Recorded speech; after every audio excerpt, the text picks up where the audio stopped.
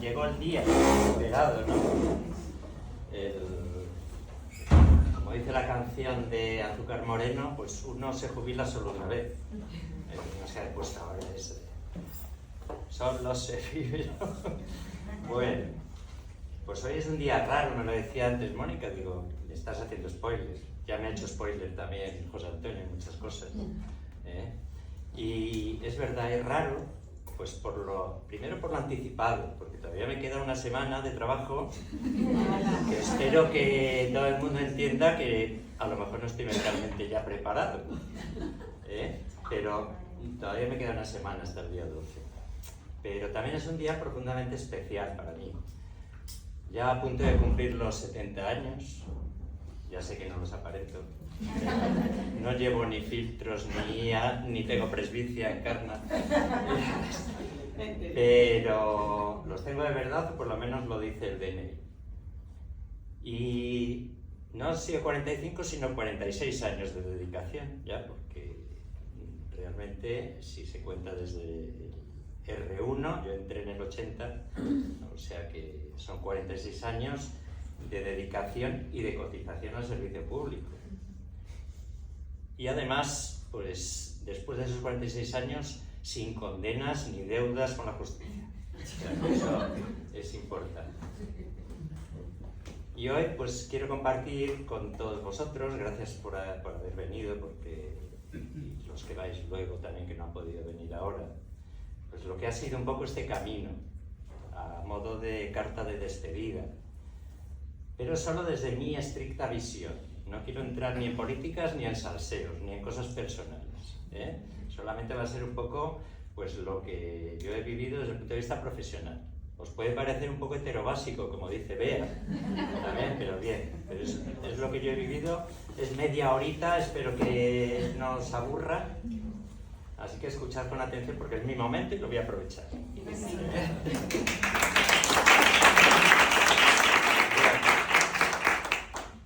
No tenía predecesores médicos en mi familia, entonces me tocó abrirme camino a mí mismo desde el principio. Yo creo que todo comenzó en aquel colegio de los hermanos maristas, donde yo era alumno igual que todos mis hermanos. Y donde, como otros muchos niños de la época, pues soñábamos con ser astronautas, con ser toreros, con ser futbolistas o químicos como mi padre. Y yo creo que fue en COU, cuando ya las clases fueron mixtas, que algo se revolcó en mi mente y entonces pues decidí dedicarme a la medicina y la verdad es que nunca me he arrepentido de aquella decisión. Con 17 años, un pipiolo, como veis, en aquel 1973, que muchos y muchas no habéis ni nacido ni estabais en proyecto, pues en Valladolid no había numerus clausus ni en ninguna facultad de España todavía. Entonces en la Facultad de Medicina entramos 1.200 alumnos. Nos sometimos a las pruebas a la primera vez que se hacían las pruebas de selectividad, pero bueno, era como una María, ¿no? Y entramos 1.200.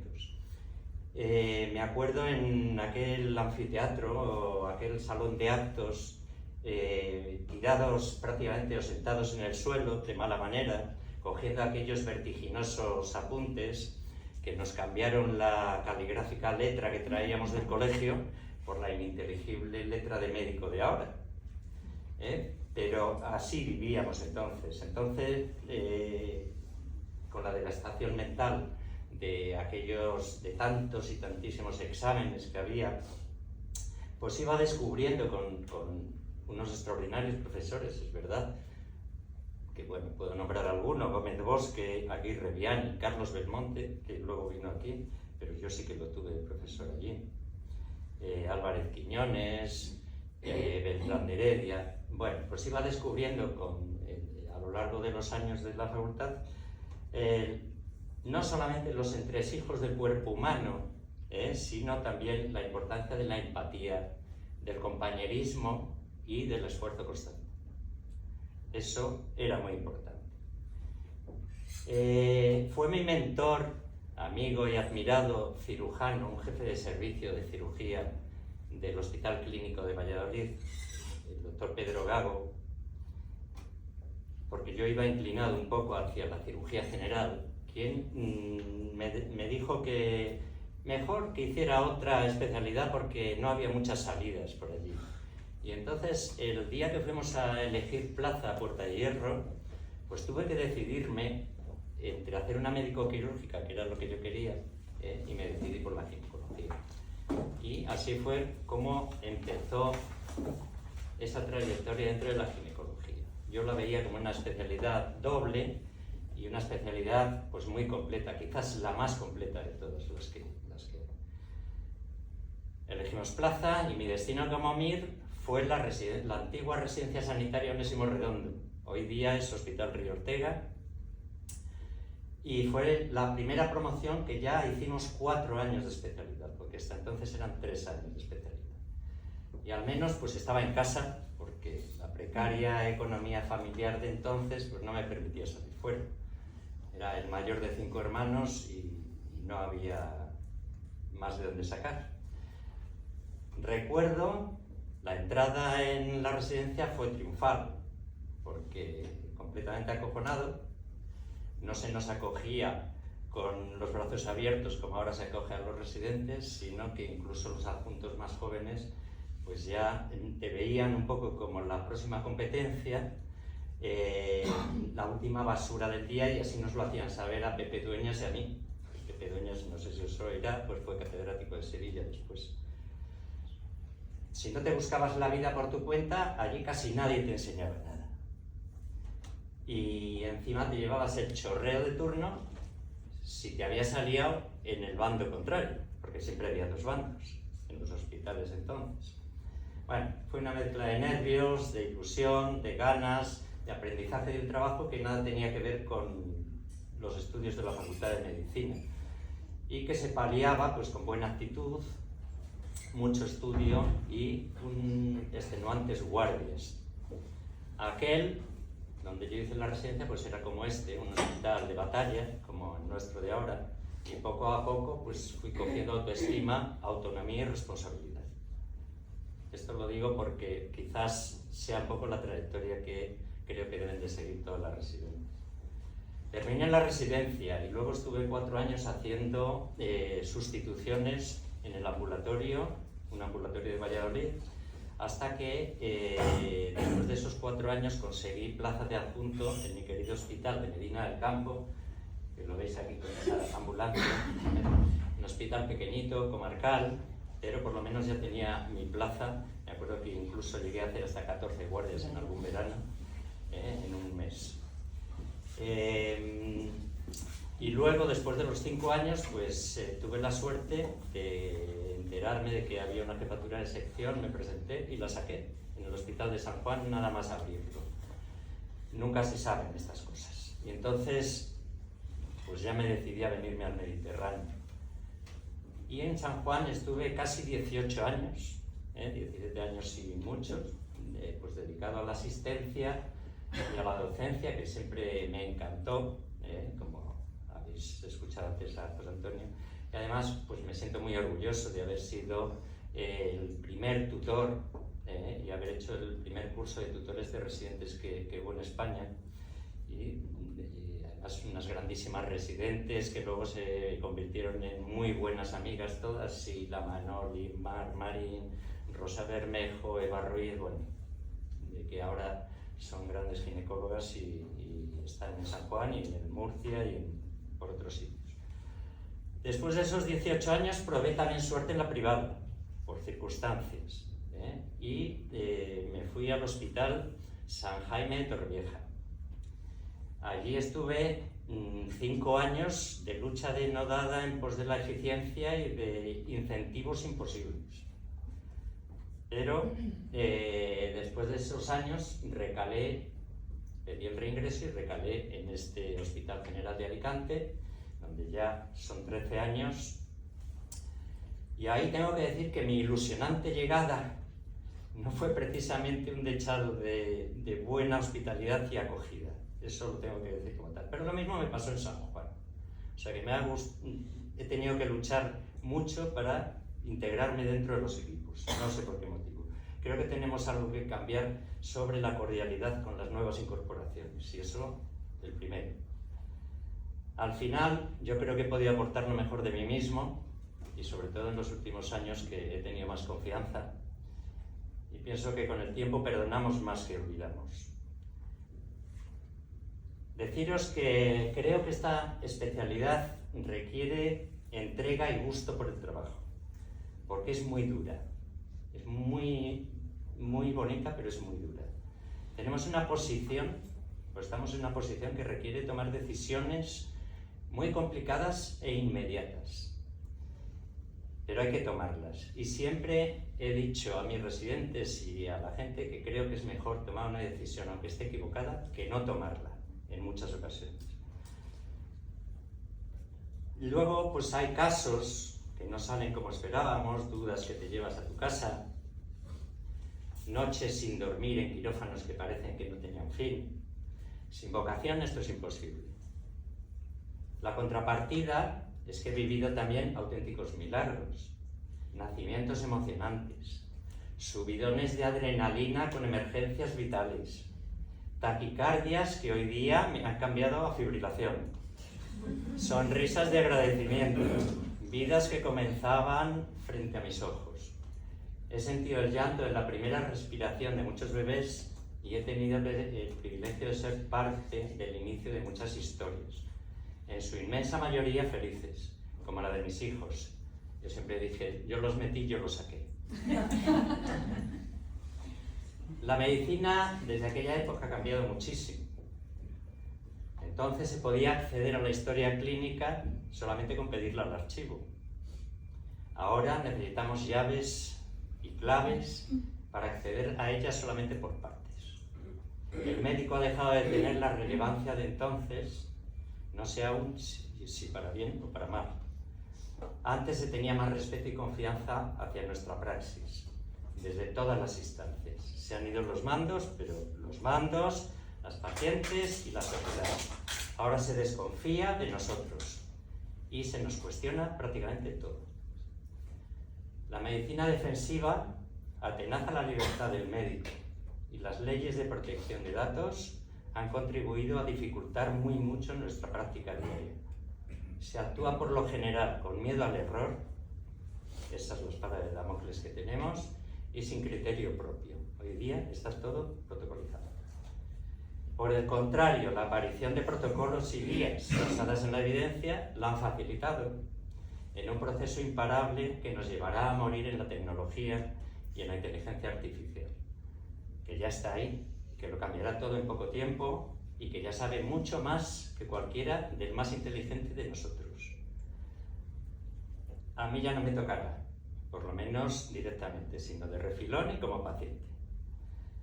Y no solo ha cambiado la medicina por la normativa legal, también ha cambiado por los avances tecnológicos a nivel de ecógrafos, endoscopias, de la informática, y por la asunción de nuevas especialidades muy lejos de nuestro ser como ginecólogos, como puede ser la neurosonografía fetal o la ecocardiografía fetal dinámica. Y en cambio hemos cedido otras, como pueden ser mucho más cercanas, y yo lo he practicado durante muchos años, como son la citología. Yo me ufanaba siempre de haber visto a mis pacientes micro y macroscópicamente. Eso se ha perdido. Recuerdo también aquellos viejos ecógrafos, como el Vidosón, que ocupaban una habitación entera y que solamente era un médico el que tenía la llave y el mínimo conocimiento de dicha tecnología. Aquellas indescifrables escalas de grises que solamente nos decían si había vitalidad fetal, la estática y si era un embarazo single o doble. Tampoco se monitorizaban todos los partos como ahora, no os creáis. Caldeiro propugnaba solamente monitorizar los de alto riesgo, pero claro, es que ahora mismo todos son alto riesgo, o por lo menos se han convertido en eso. Y encima ahora, hace nada, van y nos cambian la interpretación de los registros cardiotocográficos. La asistencia a los partos de nalgas, cuando yo empecé, pues era habitual. incluso por las matronas más veteranas, y de ellas aprendí, hasta que apareció el dichoso informe Hanna. Estaban proscritas las versiones cefálicas externas, también por el riesgo que tenían de desprendimiento, etc. No había epidurales, y el paritorio se llenaba de gritos desgarradores. Hacíamos episiotomías en el 100% de los casos, para evitar los desgarros infructuosos. Y era una mala praxis parirlas en la cama.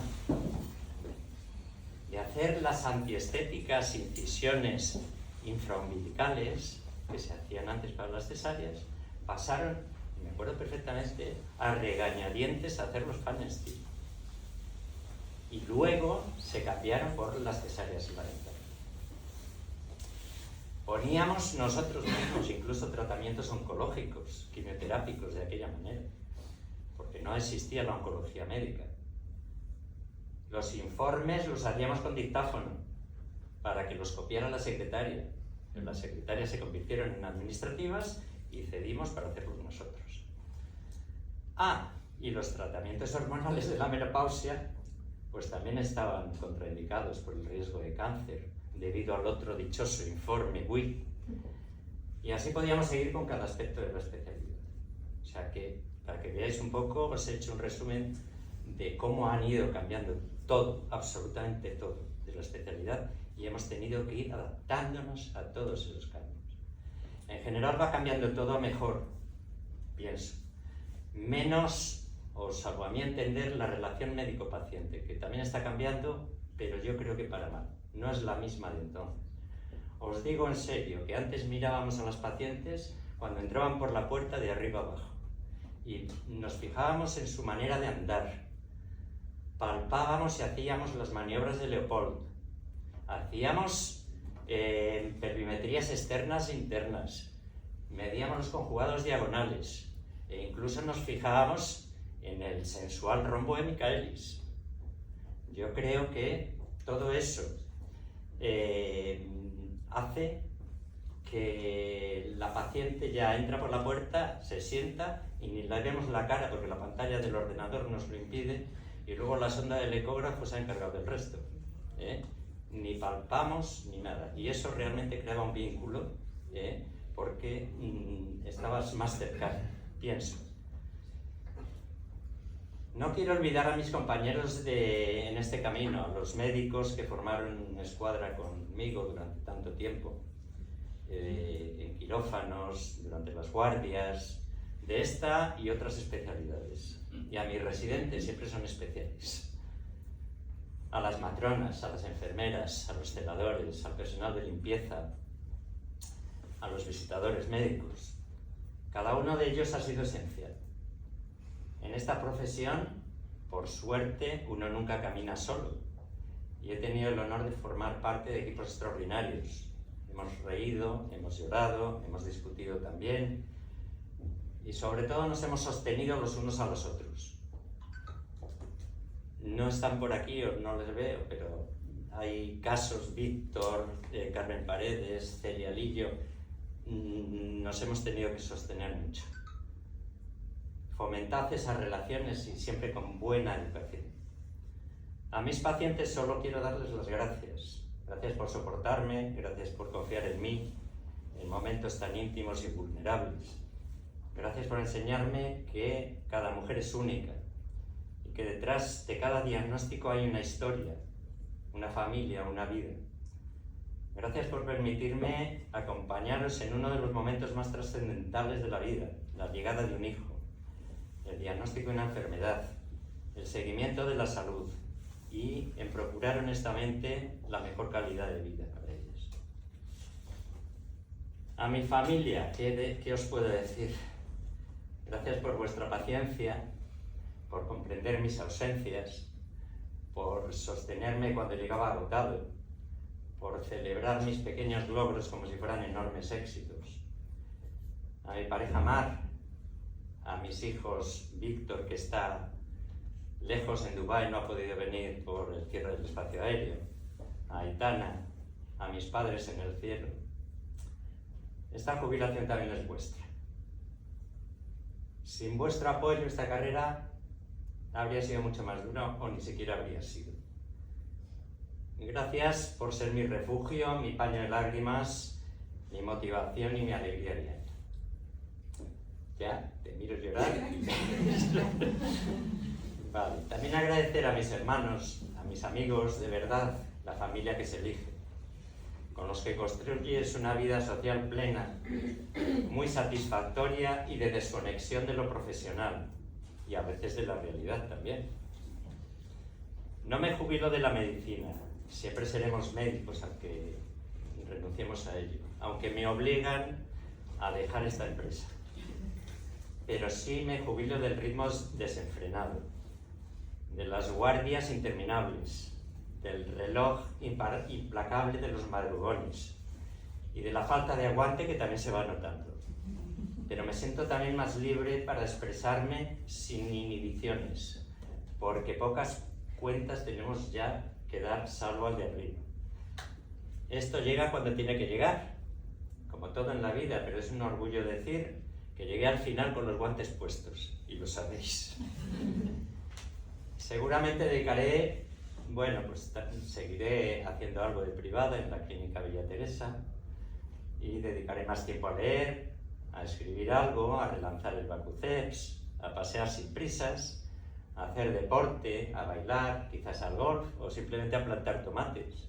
En fin, a pasarla bien, con amigos, viajar, inserso también.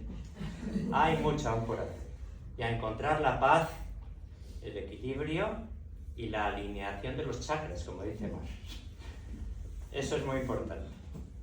Y sobre todo a ser recordado como quiero ser recordado, como buena persona, como compañero, como buen compañero y como buen profesional, en ese orden.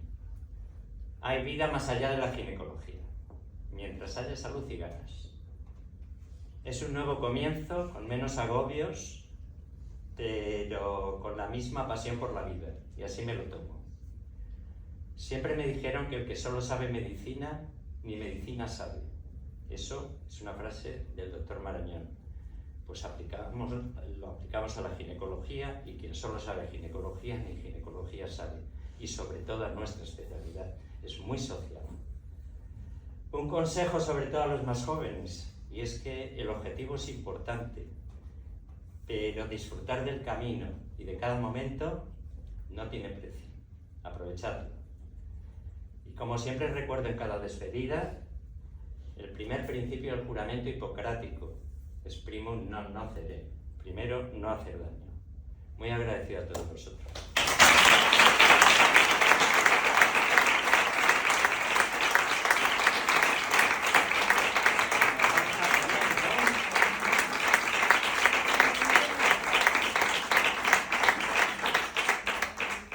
Y nos vamos a comer, a ver a qué hora hay que estar y dónde y cómo se... A ver, Carla, ¿cuál es el patrón de que estar? ¿A las 3?